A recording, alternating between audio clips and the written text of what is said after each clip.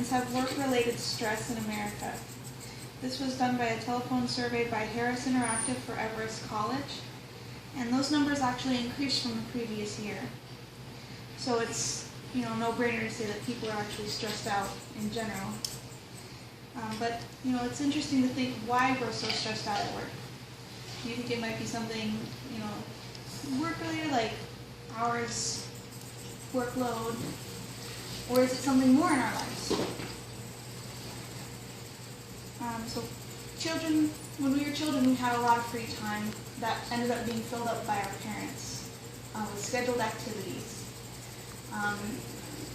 Well, we had to have some way to tire us out, right? Why did we have all these activities? Well, it's probably to find the thing that we're good at, so we can find our niche. So we can do the things we love and be the most, the best person we can be. And we ended up having hobbies as kids. Mine was drawing, video games. And these hobbies helped me create a balance in my life as a child from work and play. So you'd think with the amount of work that people do as adults, they probably play as hard as they work, but that seems not to be the case. So the work-life balance, the work and play balance is important, much more than we tend to pay attention to. And having hobbies and actually practicing them can have certain health benefits, certain benefits in our lives in general. And ignoring what you love to do, for more important things, can actually improve the potential for an unhealthy lifestyle. I don't think a healthy person goes on the YouTube to watch cat videos religiously. Except for Della. And me.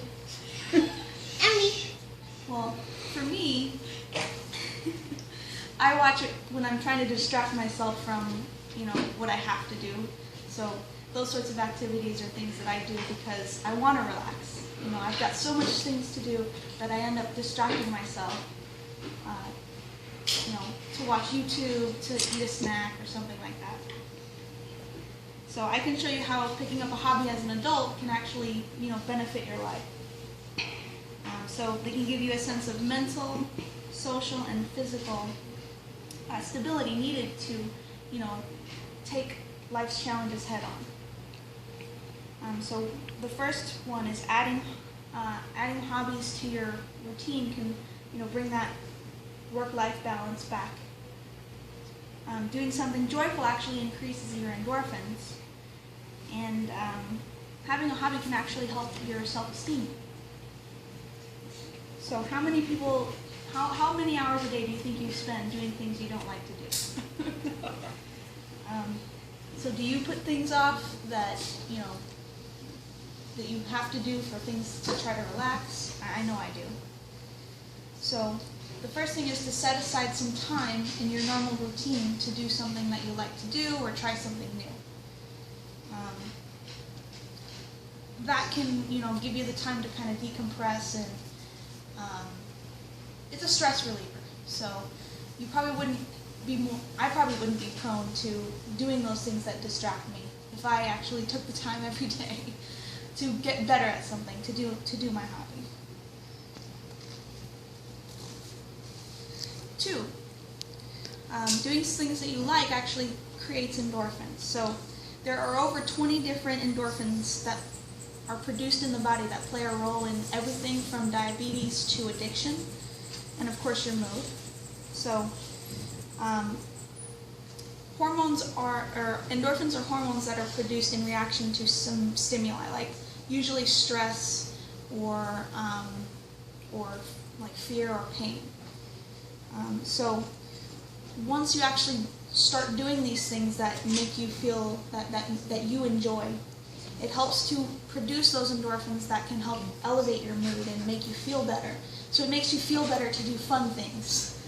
Who'd have thought, right? So the grass is greener where you water it, and if we take the time to work out our good mood muscles, it can really make a difference. And 3,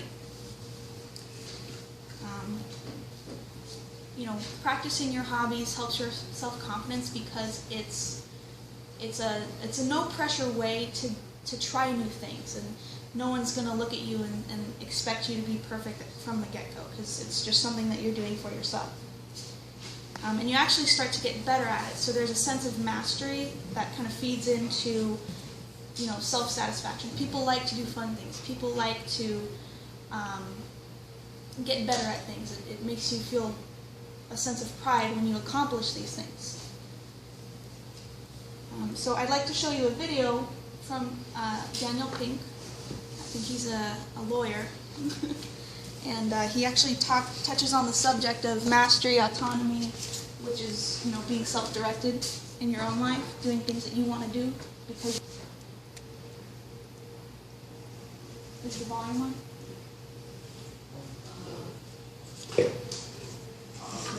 Personal satisfaction. Autonomy, mastery, and purpose. Autonomy is our desire to be self-directed, to direct our own lives. Now, in many ways, traditional notions of management run afoul of that. Management is great if you want compliance, but if you want engagement, which is what we want in the workforce today as people are doing more complicated, sophisticated things, self-direction is better. Let me give you some examples of this. Almost radical forms of self-direction in the workplace that lead to good results. Let's start with this company right here, Atlassian, an Australian company. It's a software company, and they do something really cool.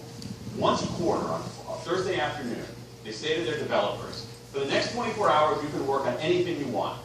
You can work on it the way you want. You can work on it with whomever you want. All we ask is that you show the results to the company at the end of those 24 hours in this fun kind of meeting, not a star chamber session, but this fun meeting with beer and cake and fun and other things like that. It turns out that one day of pure, undiluted autonomy has led to a whole array of fixes for existing software, a whole array of ideas for new products that otherwise would never emerge. One day. Now, this is not an if-then incentive. This is not the sort of thing that I would have done 2 years ago before I knew this research. I would have said, you want people to be creative and innovative? Give them a freaking innovation bonus. If you do something cool, I'll give you $2,500. They're not doing this at all. They're essentially saying, you probably want to do something interesting. Let me just get out of your way. One day of autonomy produces things that never emerge. Now, let's talk about mastery. Mastery is our urge to get better at stuff. We like to get better at stuff. This is why people play musical instruments on the weekend. You have all these people who are acting in ways that seem irrational economically. They play musical instruments on weekends. Why? It's not going to get them a mate. It's not going to make them any money. Why are they doing it? Because it's fun. Because you get better at it, and that's satisfying for a moment. Yeah. I got this inkling. I got this idea for a business model. I just want to run it past you. Here's how it would work. You get a bunch of people around the world who are doing highly skilled work, but they're willing to do it for free and volunteer their time, 20, sometimes 30 hours a week. Let's definitely do that. Oh, but I'm not done. And then what they create, they give it away rather than sell it. It's going to be huge. You can fly in the face of somebody and think, well, what do you have? You've got Linux powering 1 out of 4 corporate servers in Fortune 500 companies, Apache powering more than the majority of web servers, Wikipedia. What's going on? Why are people doing it? Why are these people, many of whom are technically sophisticated, highly skilled people who have jobs, okay? They have jobs. They're working at jobs for pay, doing challenging, doing sophisticated technological work, and yet, during their limited discretionary time, they do equally, if not more, technically sophisticated work, not for their employer, but for someone else for free. That's a strange economic behavior. Economists have looked into it. Why are they doing this? It's overwhelmingly clear. Challenge and mastery, along with making contributions. That's it. What we see more and more is the rise of what you might call the purpose mode. Is that more and more organizations want to have some kind of transcendent purpose. Partly because it makes somebody work better, partly because that's the way to get better talent. And what we're seeing now is, in some ways, when the profit motive becomes unmoored from the purpose motive, bad things happen. Bad things ethically sometimes, but also bad things just like not good stuff, like crappy products, like lame services, like uninspiring places to work. That when the profit motive is paramount, or when it becomes completely unhinged from the purpose motive, it just, people don't do great things. More and more organizations are realizing this. And sort of disturbing the category between what's profit and what's purpose. And I think that actually heralds something interesting. I think that the companies organizations that flourish, whether they're profit, for profit, or somewhere in between, are animated by this purpose. Let me give you a couple of examples. Here's the founder of Skype. He says, our goal is to be disruptive, but in the cause of making the world a better place. Pretty good purpose. Here's Steve Jobs. Well, I want to put being in the universe. All right? That's the kind of thing that might get you up in the morning and racing to go to work. So I think that that we are purpose maximizers, not only profit maximizers. So as you've seen, his example showed how people in the workplace actually do worse when they don't have a sense of purpose. So trying to relate this to having a hobby in your life, when you're so focused on doing things that you're not really interested in, and when you're just doing a task, a mechanical task, you tend to lose that sense of purpose, and it's kind of soul-sucking. And it can make people stressed out. It can make people, hate their jobs. If you can actually remember to take time for yourself and take time to do the things that you like, you can bring that sense of purpose back. You're actually doing something for you, or doing something for your church, or doing something, to make another person's life better. So people, tend to do better things when they're able to do the things they like to do. So, in conclusion, most of us put things off. Most of us put off the things that we love because we think that other things are more important. And as I've shown, a hobby can be a great way to get better at something, to do something that you like, to decompress, to improve your confidence. And it can make the difference between someone who's productive, happy, and easygoing, and someone who's stressed out all the time because they don't take the time to have fun. So thank you for listening. How much time would you say is a good way to start a new hobby? How much time in a day or a week should you put into it? Well, it depends on the task, and it also depends on the person. So everybody's their own battery, and they all have their different amount of time to charge. Like some people can take a few minutes on the computer, like every day, and that can be their decompression time. So it just depends on how complex it is. Because if it's a complex task, if I'm whittling or if I'm like trying to build birdhouses, it's probably going to take a lot longer in one day, or maybe once a week, or if it's a music instrument, maybe 15 minutes a day. That's what I did with my guitar. So I think you could think of it, what's best for you is the best way to go about it. Thank you. Yes? Don't you think that people can also become too stressed out with their hobby?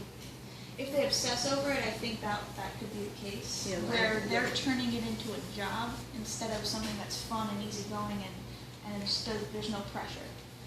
Because if I task myself with this hobby, I like to do the thing, but if the outcome is for something that I'm not really interested in, then that's why I don't generally want to sell my art, because I feel like if I turn my hobby into a job, I might not like it anymore. So, What if your hobby's sleeping? well, if your hobby is sleeping, then more power to you, because there are benefits to taking naps too. But can't you oversleep to the point where it's no longer a benefit? It's kind of like getting obsessed with something. Like, too much of a good thing can be bad. So it just depends on how you take naps, Okay. why you take naps, when you take naps. Those all have a factor in, like, the benefit that you get out of it. It's kind of like, if I eat too much cake, I'm probably not going to enjoy cake anymore. True. Very nice. Anyone else? What do you got, Frank? And do you think that de-stressing, I've been out of the workforce for a long time, and I'm very non-stressed, so I really don't know how to comment on this anymore, but it can be, earlier we were joking about watching cats on the computer. That can be your decompression Yes. time. You can, because there's nothing stressful about that unless there's going to be a dog coming in and ripping the cat to shreds, Oh which my God. probably not. So, but I I think that's something that's, and I don't want to say mindless, but nothing, I mean, you're not engaged mentally in that. It's just, Well- I'm watching something. And that, I mean, this de-stressing doesn't have to be something constructive. It can be just correct. Well, I mean, if you're trying to like relax, that's a relaxing tactic. Well, a hobby is more something that you're doing to get better at, or if you're like a YouTuber who does cat videos, then that would be a hobby. Watching the videos is more of like, I would think you can use it as a hobby if you're a total like YouTube fanatic and you want to watch YouTube all the time, then maybe you could think of it as a hobby. But if it's just once in a while, you know, that might be more of a relaxation thing, like watching TV.